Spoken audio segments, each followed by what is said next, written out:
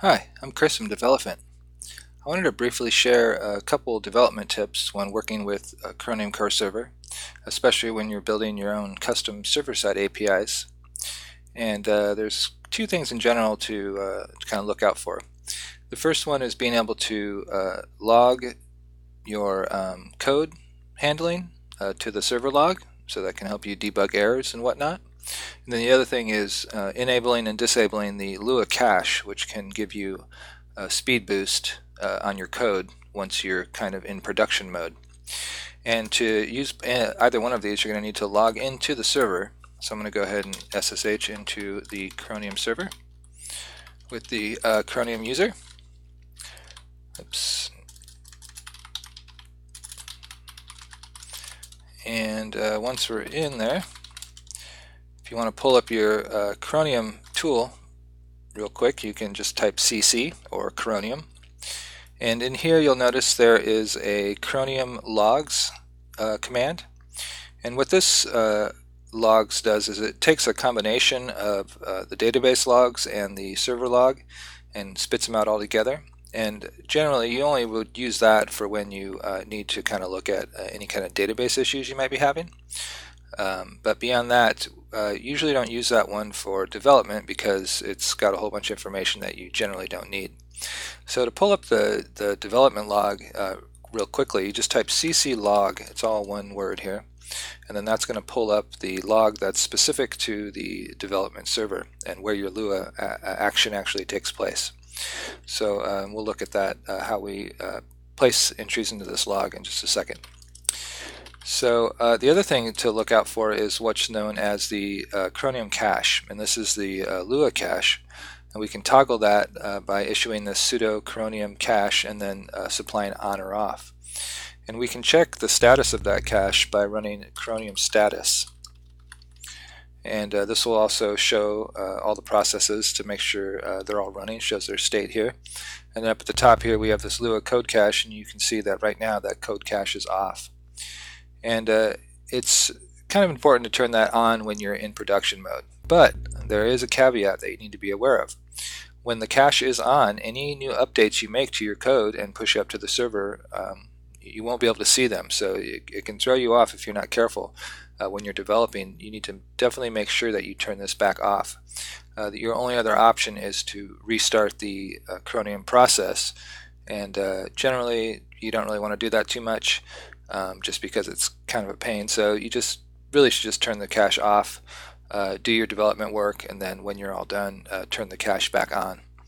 And to switch that cache on, we just do sudo coronium cache and then on, and then it's going to ask for our password, and then it's going to give us a status whether it was successfully able to turn that on.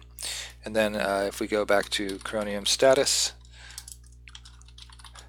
we can see that now the code cache is on. So at this point we will get a speed increase in certain situations, but any new code we push up at this point now, we won't be able to see the updated code work unless either we restart the Coronium processes or we turn this cache off and then back on again is another way to do it.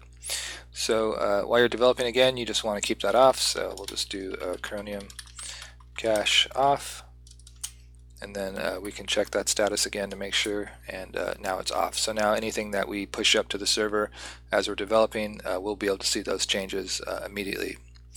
The other thing, like I was saying about the log, let's take a look how we can write to the log. We'll go ahead and we're gonna do this in a server-side API. So here is just the simple test project that we were working with in other videos. And we have this test endpoint here that we can call, and we're just kind of echoing something back. What I'm going to do is I'm just going to go ahead and you can either do this one of two ways. You can just use core.log, and what that will do is it'll actually, if you pass it different data types like a table or other things, it will automatically kind of convert those so they can be printed out to the log. In the case of a table, it's just going to simply encode it as JSON and then spit that into the log file. So it might be slightly confusing, but you might see JSON output, but it's actually just kind of giving you the table breakdown. So we'll look at that one first. So basically, whatever we push up on the input here to this test endpoint, which all this was demonstrated in some other videos, it's just going to log that, and then because it is a table, again, it's going to just convert it to JSON. So back down here on our Coronium project, all we need to do is call this endpoint. So we're going to do api.test, and then we'll send some stuff up. And then make sure we have our response handler. Okay, so we need to make sure that we push this test code back up to the server. So I'm going to go ahead and do that. And then back in our Corona project, we'll just run this. So I'm refreshing that project. It gives us our result back, which was basically just the echo. And then if we go into the server here, we can see the log here, spit out the kind of a JSON representation of that table. And again, the way you get into here is cc log is how you open up this development log. The second way you can do it is just use a print statement, but this won't give you anything special. When you do it, it'll just give you the straight out string, so we'll need to do something specific. We can say print out the name, and then we can push this back up. And once we run this again, we can get our result back, pop into the cache, and as you can see here, it's also printed out that string in our log here. So that's how we do writing to the log as you're developing, and then we talked a little bit too about the cache. So that should cover that. Those are two very helpful things for developing. Thanks for watching.